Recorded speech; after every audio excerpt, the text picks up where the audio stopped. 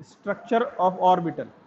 देखिए सब वैसे मैंने बता चुका हूँ, लेकिन ये चीज़ हमको जानना बहुत ज़रूरी है। पहली बात एक छोटा सा रिमाइंडर लेते हैं कि हम बात कर रहे हैं इलेक्ट्रॉन कहाँ रहता है। स्ट्रक्चर ऑफ एटम जानने की कोशिश कर रहे हैं ना, कि एटम का स्ट्रक्चर कैसा है।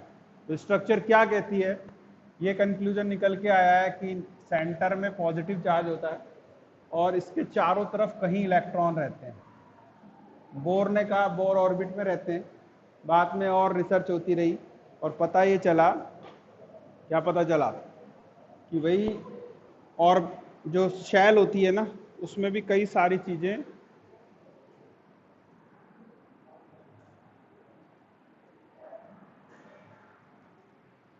सब शैल ऑर्बिट्स होते हैं।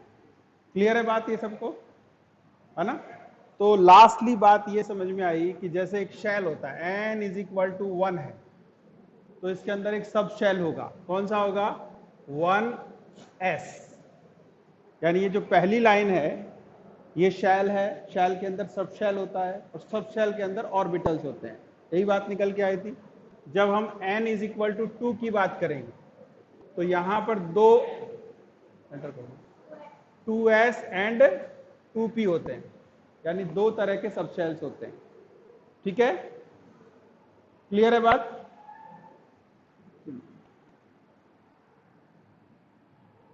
हाँ, n = 3 की अगर हम बात करेंगे तो 3s 3p और 3d होगा, पक्का। इसी तरह अगर n = 4 की हम बात करेंगे, 4s 4p 4d 4f, ये होगा ना, यही होगा।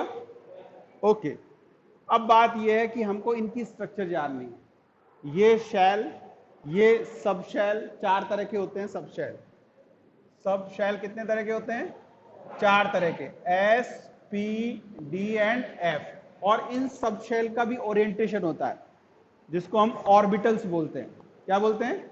ऑर्बिटल्स। जैसे S का एक ही टाइप होता है, P के 3 टाइप होते हैं, PX, PY एंड PZ, पता है ना ये। इसी तरह D के 5 टाइप होते हैं, F के 7 टाइप होते हैं। तो आज हम यही पढ़ने जा रहे हैं, ये 3 टाइप कौन कौन से होते हैं। ये 3 टाइप कौन कौन से होते हैं ये हम देखेंगे, स्ट्रक्चर देखेंगे और उससे रिलेटेड कुछ इंफॉर्मेशन चेक करेंगे। बात समझ में आ गई आपको? सिलेबस हमारा, मतलब चैप्टर हमारा हो चुका है, लेकिन उसका ही एक इंपॉर्टेंट पॉइंट है, इसको लेकर डाउट हमारे दिमाग में नहीं रहना चाहिए। तो स्ट्रक्चर क्या होती है, किस तरह से हम इसको देखते हैं, ये सब चेक करना है। ठीक है बच्चों, आए स्ट्रक्चर पे। ओके, बिठा दूं ये, नोट कर लिया सबने? फटाफट करे जाओ नोट जिसको करना।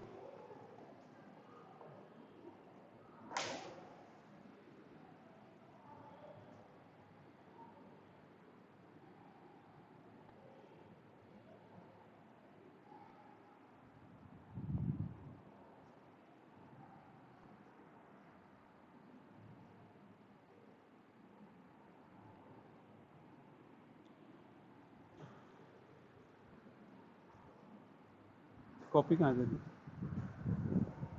तमाशा चल रहा है क्या?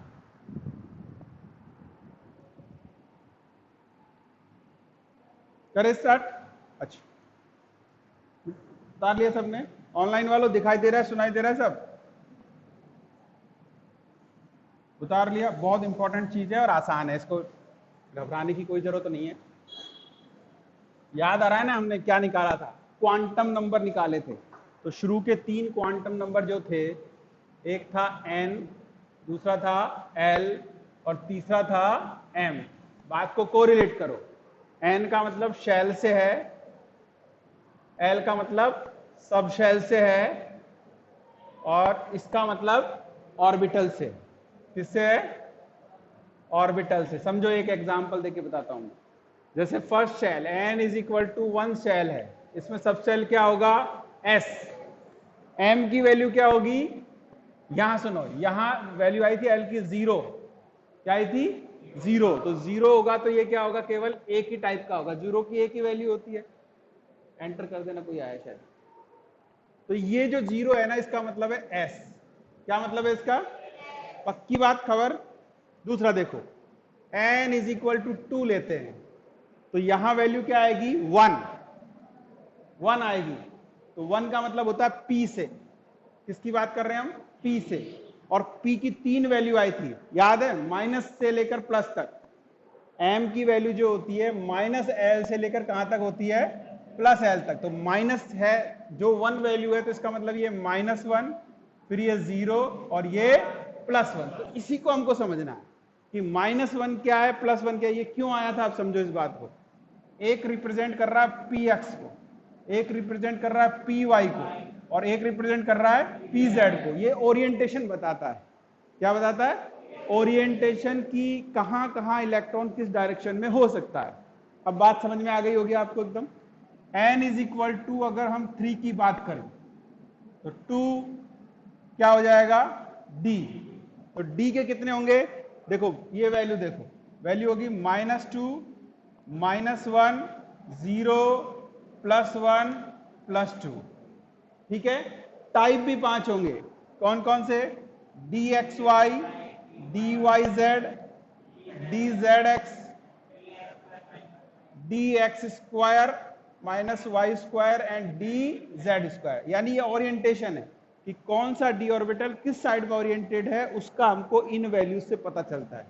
तो समझ में आ गया होगा आपको कि हाउ इंपॉर्टेंट, बंद हो गई क्या मीटिंग, चल रही है क्या, चल ठीक है, ठीक, इधर से भी। How important quantum numbers are. Quantum number ने हमको पहले ही बता दिया था कि इतने टाइप के होंगे, अब उनका फोटो कैसा होता है, उनका शेप कैसा होता है, ये हमको जानना है केवल। समझ में आ गई बात, समझ में आ गई सबको बात, सबको समझ में आ रही है। अब देखो, मिटा दूं मैं इसको,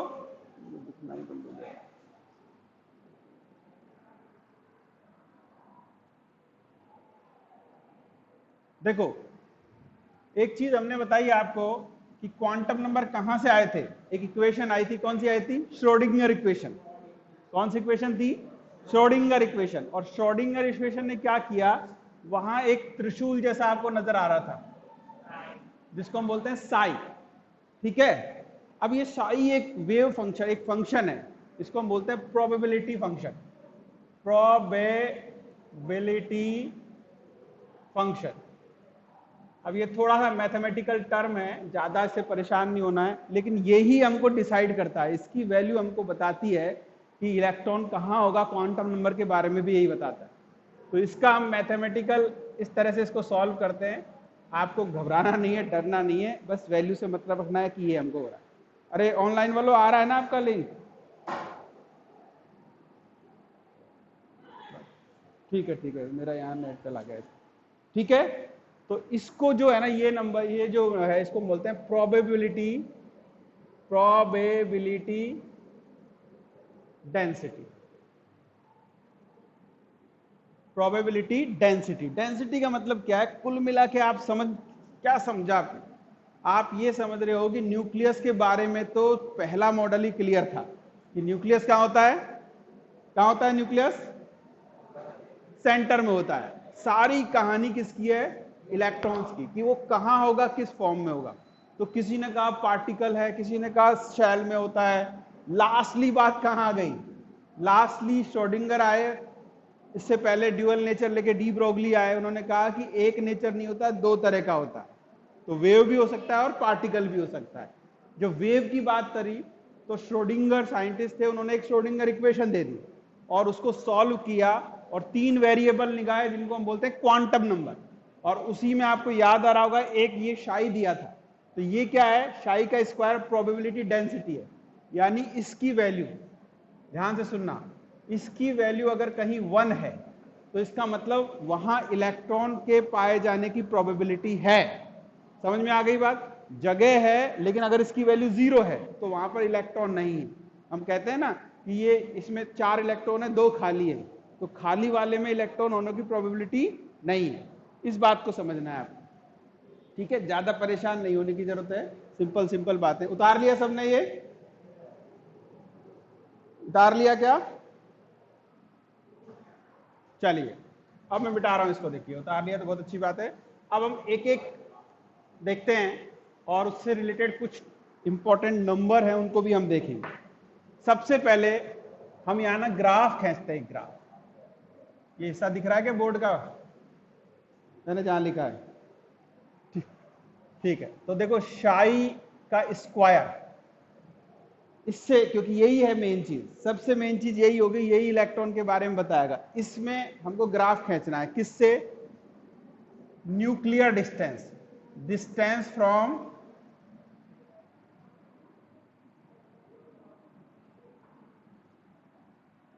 न्यूक्लियस, डिस्टेंस फ्रॉम न्यूक्लियस। तो ये हो गया हमारा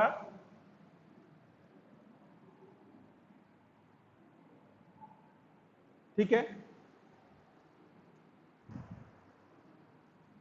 अब देखो ये पहला हो गया, देखना मैं कौन सा ऑर्बिट बनाने की कोशिश कर रहा हूं।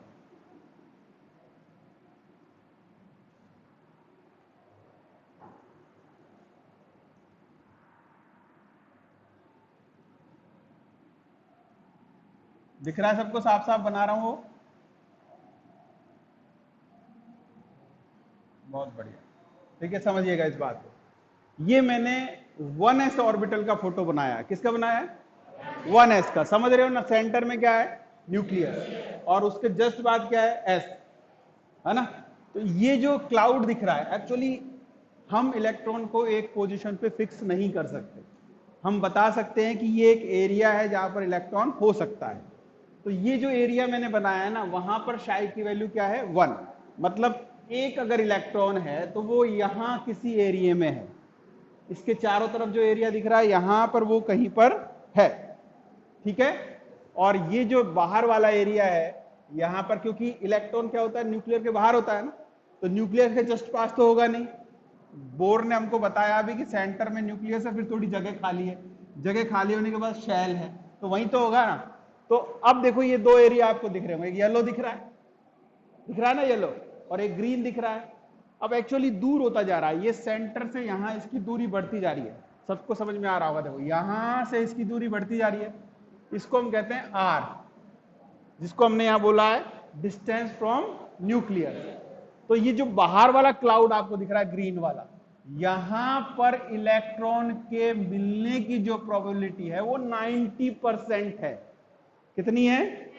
90% है। अब आप कहोगे सर जब ऑर्बिट कह दिया तो 90 क्यों 100 कहिए? ऐसा नहीं होता है। सेंटर के बाहर, न्यूक्लियस के बाहर वो कितना भी बड़ा एरिया हो सकता है, लेकिन इस एरिया में जहां पर इलेक्ट्रॉन के पाए जाने की प्रोबेबिलिटी बहुत ज्यादा होती है, उसी को हम ऑर्बिटल बोलते हैं। उसी को हम क्या बोलते हैं? ऑर्बिटल। और मैंने ऐसा क्यों बनाया ये? क्योंकि एस कैसा होता है? स्फेरिकल होता है। कैसा होता है?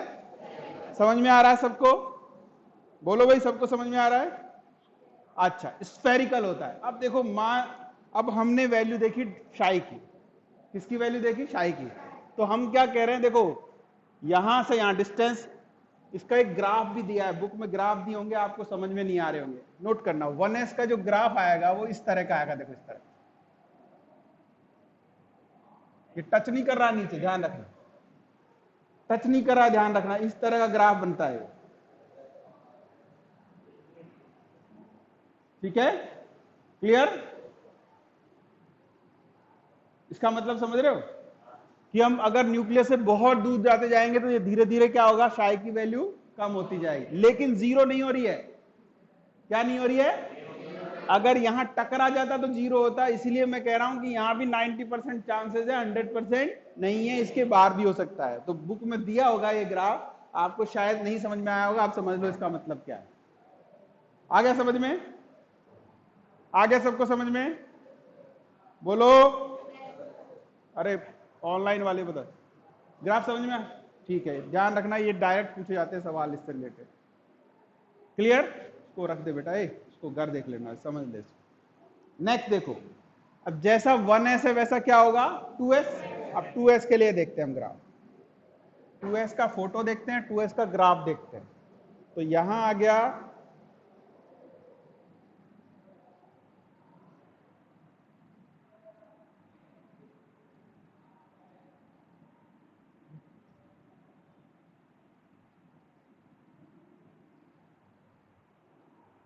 ठीक है।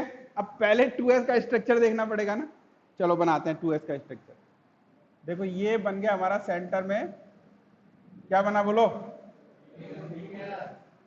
सेंटर में बन गया न्यूक्लियस। इसके जस्ट बाहर हमने क्या बताया था, 1s,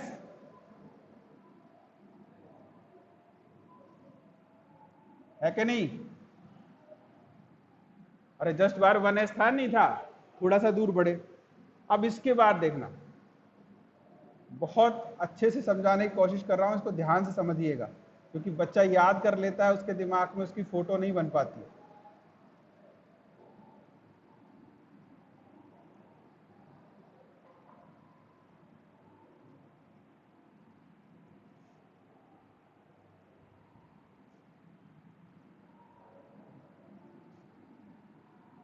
ये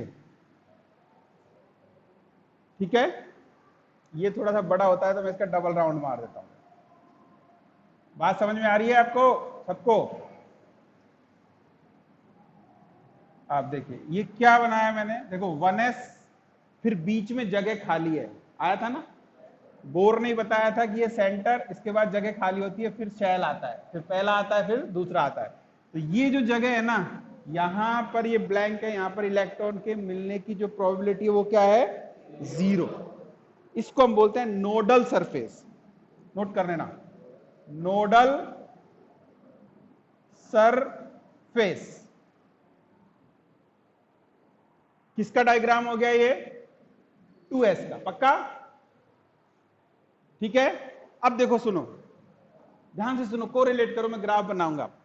यहां से बढ़े हम तो यहां इलेक्ट्रॉन पाया जाएगा, फिर धीरे धीरे दूर जाएंगे तो प्रोबेबिलिटी कम होती जाएगी, फिर यहां पर इलेक्ट्रॉन होगा क्या, नहीं होगा, तो यहां पर क्या हो जाएगा, 0। फिर यहां से फिर बढ़ेगी, बढ़ेगी नहीं बढ़ेगी?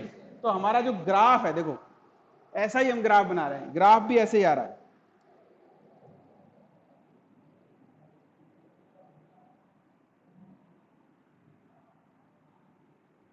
बोलो समझ में आया कि नहीं आया? ये 1s को दिखा रहा है, ये वाला हिस्सा, यहां पर आके 0 हो गया, देखो ये पार्ट हो गया 0, और फिर से प्रोबेबिलिटी बढ़ी तो 2s आ गया। तो ये ग्राफ बनाया होगा, इसको समझ में आया सबको? बोलो सबको समझ में आ रहा है एकदम? इन दोनों को कोरिलेट कर लो अच्छे से, दोनों का मीनिंग समझ लो।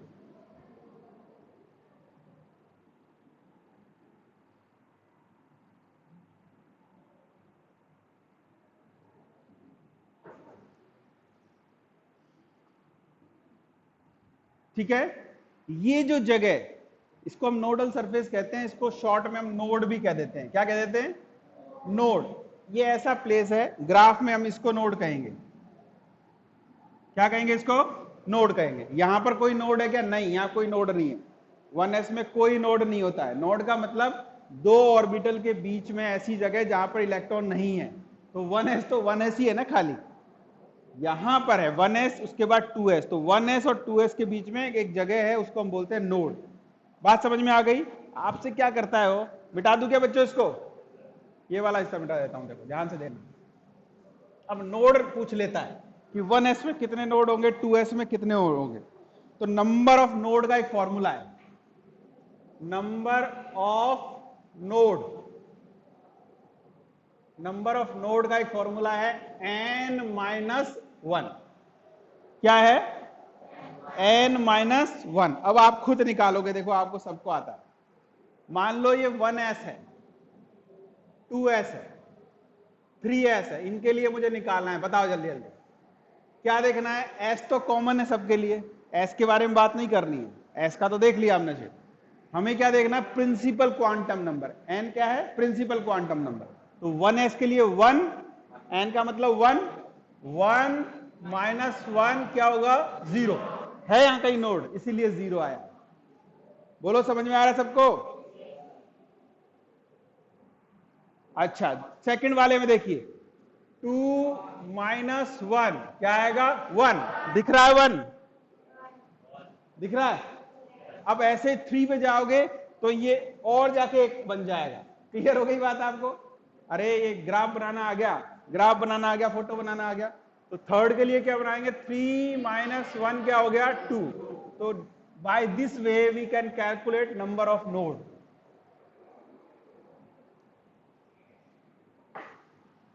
Number of node. बोलो सबको क्लियर है? अरे बोलते जाओ जिससे बढ़ते जाएं आगे। देख लो ध्यान से, ये आसान है, इससे वाला थोड़ा और टेढ़ा होगा। ये एस का हमने पढ़ लिया, एस का शेप पढ़ लिया, एस की मैंने आपको क्वांटम नंबर भी समझा दी, एस का ओरिएंटेशन भी बता दिया है, ग्राफ भी बता दिया है, फोटो भी बता दिया है, कोई डाउट नहीं बचना चाहिए। बुक में एक एक लाइन को पढ़ो, एक एक शब्द को पढ़ो, सब समझ में आएगा, अच्छे से समझा दिया है। नहीं आता है उसको मार्क करो, लिखो, 4 बार पढ़ो, 10 बार पढ़ो, बुक की एक एक लाइन समझ में आनी चाहिए। मिटा दूं इसको अब मैं, पी पे चलें, चलें पी पे, ओके मिटा रहा हूं, देखो इसको, ओके।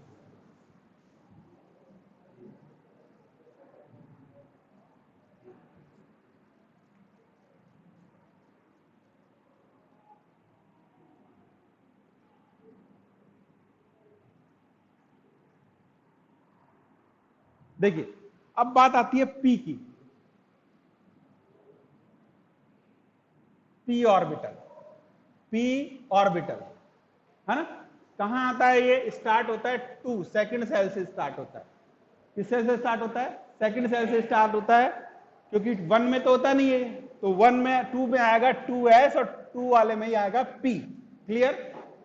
ठीक है, तो यहां इसके लिए n की वैल्यू कम से कम क्या होगी? 2, और l की वैल्यू क्या होगी? 1, और m की वैल्यू क्या होगी? -1, 0 और +1। क्लियर है कि नहीं? बोलो, अरे क्लियर है? ठीक है, अब देखो मतलब क्या है इसका, ये है क्या कि जब हम इसके लिए एक के लिए x लिखते हैं, इसके लिए मान लो px लिखा, इसके लिए py लिखा, इसके लिए pz, जीरो वाले के लिए z लिखना है, जीरो वाले के लिए क्या लिखना है? वैसे हम माइंड नहीं करते हैं, लेकिन इसके लिए z लिखना है, जीरो वाले के लिए z लिखना है। आ गई बात समझ में? क्लियर? अब देखो हम इसका फोटो बनाने की कोशिश करते हैं, 3D लुक देने की कोशिश कर रहा हूं, आएगा नहीं आएगा ये मैं कह नहीं सकता। समझ में आ गया ना? आपने 3 पेन लिए, 3 चौक लिए, समझो, एक एक्सिस, दूसरा एक्सिस, और ये तीसरा एक्सिस। समझ में आ गया सबको? सबको समझ में आ गया? ये एक्सिस हमने बना दिए, जो हमारी तरफ है उसको हम पॉजिटिव मानेंगे, ये +x, ये क्या हो गया? -x। ये बाहर की तरफ आ रहा है, तो ये +y और -y। अब ऐसा है नहीं जरूरी, आप किसी को भी कोई मान सकते हो, आप उधर खड़े हो तो आपको वो प्लस लगेगा। समझ में आ गई? लेकिन उसका दूसरा पार्ट जो है वो क्या हो जाएगा? -y। ये क्या है? z, और ये क्या हो गया? -z। बात समझ में आ गई? तो हम पहला बना रहे हैं pxy, ध्यान रखना, क्या बना रहे हैं? px, क्या बना रहे हैं? px। अब px को कैसे बनाना है? देखो, x एक्सिस को पकड़ लो, p की जो शेप होती है डंबल।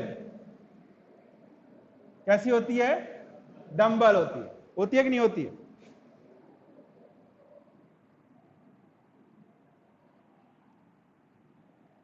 ये देखो, अगर लोग किसके अकॉर्डिंग हो? x एक्सिस के अकॉर्डिंग हो, तो क्या कहलाएगा? px। समझ में आ गई कि नहीं आई? बोलो बात, अरे बोलो, बात समझ में आई कि नहीं आई? समझ में आ गई? तो ये px का हो गया। दूसरा देखते हैं, देखो इसी तरह से हम बना लेंगे किसका? py का। तो ये x माना था हमने, ये -x, ये y माना था, ये हमने -y, ये z माना था -z। ठीक है, तो अब देखते हैं y का।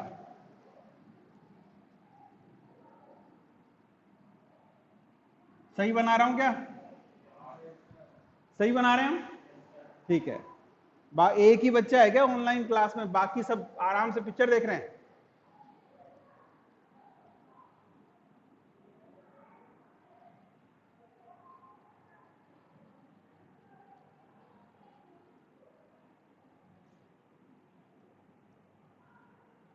जेड का कैसे बनाएंगे?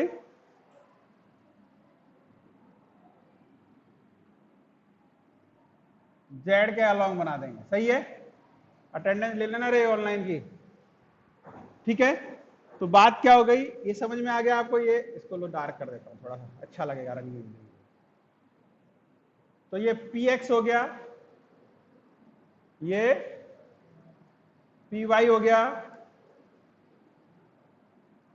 तो ओरिएंटेशन पता चल रहा है ना, m से हमने क्या कहा था, ये ओरिएंटेशन बताता है कि जो ऑर्बिटल है वो किस ओरिएंटेशन में। तो ये क्या बता रहा है, px बता रहा है इसको, px लिखना है इसको, px क्या बता रहा है कि अलोंग द x एक्सिस है, y क्या बता रहा है अलोंग द y एक्सिस है, z क्या बता रहा है अलोंग द z एक्सिस है। बोलो समझ में आ गई बात?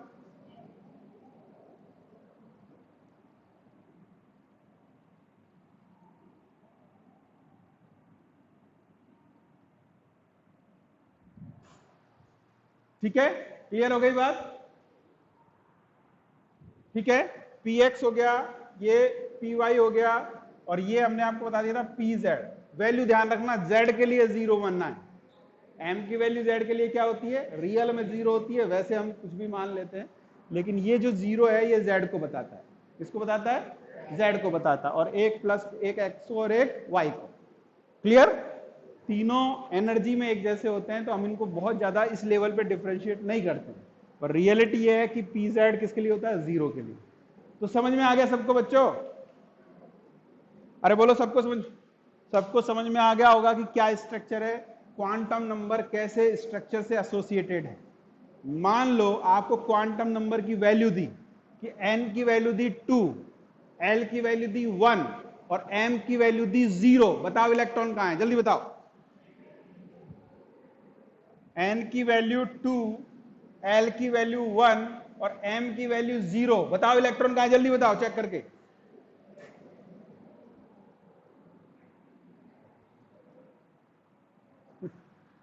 अरे 2pz में, 2pz में, 2pz में किसमें?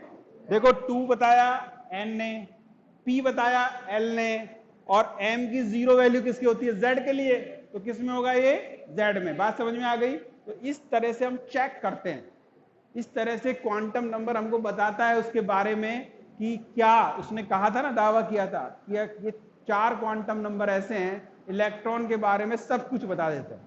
तो किस तरह से, दो चीज पढ़नी है, एक तो थियोरिटिकल पढ़ना है कि कैसे वैल्यूज निकाली जाती है, और दूसरी बात है कि वैल्यू को चेक किया जाए, दिमाग में इमेज बैठनी चाहिए कि अगर मैं ये लिख रहा हूं तो इसका मतलब इलेक्ट्रॉन की पोजीशन कहां है। समझ में आ गई सबको? बोलो, अरे सबको समझ में आ रहा है? हाँ या ना तो बोल दो। अच्छा, अब बच्चों तुम्हें दिख रहा है, ऑनलाइन वालों फोटो दिख रहा होगा साफ साफ? वो देना रे, पेन देना दो, एक पेन और दे। ये रहा, चलो ये दिख रहा है सबको, 3D 3 एक्सिस बनाए मैंने, दिख रहा है? दिख रहा है? अब देखो मजेदार बात सुनो, यहीं से आपको समझ में आएगा कि मान लो कौन सा एक्सिस माने, इसको हमने x मान लिया, पीले वाले को x मान लिया, तो ये x और इसका पीछे वाला हिस्सा -x, और हम किसकी स्ट्रक्चर बता रहे हैं, किसकी बता रहे हैं, px की बता रहे हैं। तो लोब कहां होगा, इस p वाले पे होगा, हाँ कि ना? अरे लोब कहां होगा, p वाले पे होगा। अब सुनो, अब आपको क्या करना है, अब आप ऐसा प्लेन ढूंढिए, ऐसा प्लेन ढूंढिए जिस पर इलेक्ट्रॉन नहीं हो। अब देखो, अगर मैं ये प्लेन बनाऊंगा, ऐसा कट मारने पर 2 प्लेन आते हैं मेरे पास, एक तो ये पीला वाला आता है और एक ये आता है, तो इसमें तो हमारा लोब आया है ना। अगर मैं यहां से कट मारूंगा तो ये कटेगा कि नहीं कटेगा? तो मतलब इस एक्सिस में, इस प्लेन पे तो इलेक्ट्रॉन है।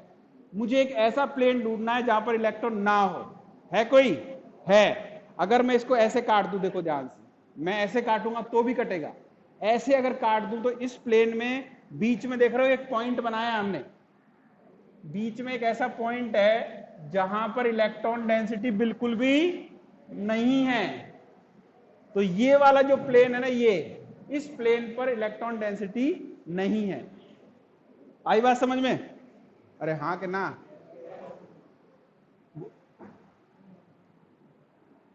तो वहां रेडियल एक्सिस होता है, यहां पर रेडियल प्लेन होता है, ध्यान रखो। क्या होता है?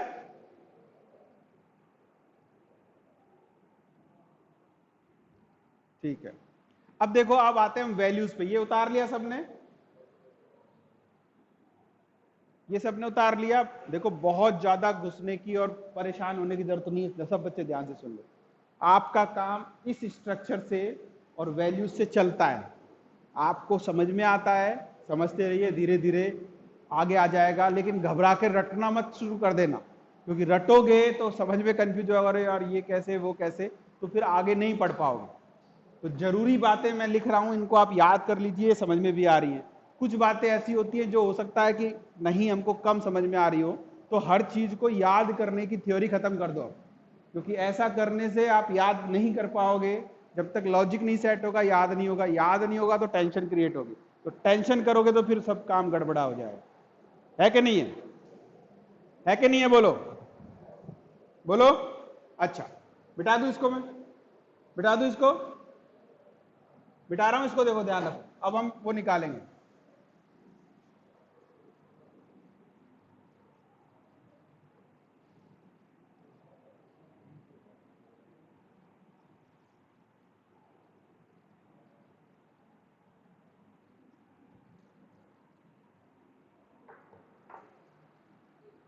अब देखो यहां सबसे पहले हम लिखते हैं शेल। क्या लिखते हैं?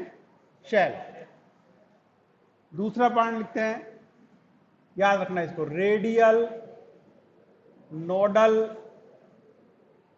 सरफेस। Radial nodal surface. एक और चीज यहां पे आती है पी में जो एस में नहीं थी, यह है एंगुलर। क्या है? Angular nodal surface.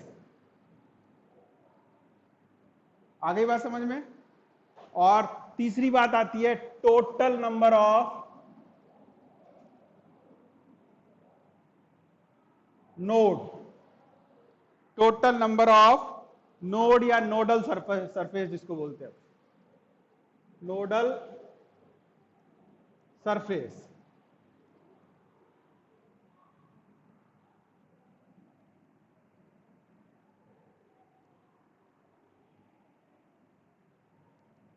Total number of nodal. समझ में आ गई बात? ये आवाज बंद कर रहे हो, माइक किसका चल रहा है? देखो दो तरह की सरफेस है, एक है रेडियल नोडल सरफेस, एक है एंगुलर नोडल सरफेस, और एक क्या है? Total nodal surface. इन्हीं को नोड भी कहते हैं हम। अब इसके लिए वैल्यू निकालेंगे। देखो पहला क्या होता है? 1s होता है ना? अरे पहले में तो 1s ही होता है। दूसरा क्या होता है? 2s होता है। इसमें 2p भी होता है कि नहीं होता है? होता है ना? फिर क्या होता है? 3s, फिर 3p, और क्या होता है? 3। सही है कि गलत है? बोलो। अरे सही है कि गलत है? इसकी वैल्यू निकालते हैं n-1 से, क्या आएगा बोलो? 0। इसके लिए 1, इसके लिए 2p के लिए 2p के लिए n-1 से n की वैल्यू चाहिए भैया, p क्यों देख रहे हो? 2 - 1 क्या होगा? एक सेकेंड, हाँ 1, ठीक है। नहीं नहीं, एक मिनट रुको। अच्छा 3s के लिए बोलो, 3s के लिए 1, और 3p के लिए, 3p के लिए, अरे 3p के लिए क्या होगा? 3 - 1 क्या होगा? 2। एक चीज याद रखो, एक चीज याद रखो, इसलिए मैंने रोका है कि ये कहां स्टार्ट होता है? P2 में स्टार्ट होता है ना? याद रखना, इंपॉर्टेंट बात है। रेडियल नोडल सरफेस के लिए बात बता रहा हूं, इसको नोट कर लो आप, कि ये जहां से स्टार्ट होता है ना, वहां इसकी वैल्यू 0 होती है। क्या होती है? इसकी वैल्यू क्या होती है? 0। जैसे s कहां से स्टार्ट होता है? 1 से, तो इसलिए इसकी वैल्यू क्या है? 0। और उसके बाद आप n-1 करते रहो। इसी तरह जब p स्टार्ट होता है, p कहां से स्टार्ट होता है? 2 से, तो वहां इसकी वैल्यू क्या होगी? 0। उसके बाद तो 3p में क्या हो जाएगी? 3 माइनस, समझ में आ गई? 3 - 1 या 1 केवल? इसके जस्ट बाद नंबर कौन सा आएगा? 1। और इसके बाद क्या आएगा? 2। फिर से समझो, कंफ्यूज ना करो। जहां से जो स्टार्ट होता है, कोई बात नहीं, मैं देख रहा हूं, चेक कर रहा हूं। रुक जा, सबर कर ले थोड़ा। जो स्टार्ट कर रहे हैं रेडियल नोडल सरफेस में, जहां से जो ऑर्बिटल स्टार्ट होता है उसकी वैल्यू क्या होती है 0 और उसके बाद बढ़ती जाती है। तो एस कहां से स्टार्ट होता है 1 से, वैल्यू क्या हो गई 0, फिर 2 पे क्या हो जाएगी 1, 3 पे क्या हो जाएगी, क्या हो जाएगी 2 हो जानी चाहिए ना, तो ये हो जाएगी 2। क्लियर। अब बात आती है पी की, तो पी कहां से स्टार्ट होता है 2 से, वैल्यू क्या होगी 0, 3p के लिए क्या होगी 1, 3p के लिए क्या होगी 1, अगर 4p आएगा तो क्या होगी, अरे समझ में आ गया सबको, ये समझ में आ गया, इसको हटा दो, डी को भी हटा दो, बोलो समझ में आई ये बात, क्लियर है क्या, अरे क्लियर है क्या, ठीक है ओके। अब बात आती है एंगुलर की, बात आती है, देखो एंगुलर की जो वैल्यू है वो एस के लिए 0 होती है, क्या होती है, तो जितने भी एस होंगे सबके लिए 0 लगा दो, ये 0, ये 0, 3s वाला ये 0, क्या होती है 0, और p के लिए क्या होती है 1। क्लियर है कि नहीं है बोलो, अरे बात को कंफ्यूज नहीं करना है, बात को p और s की वैल्यू देखनी है और लिख देना है खाली।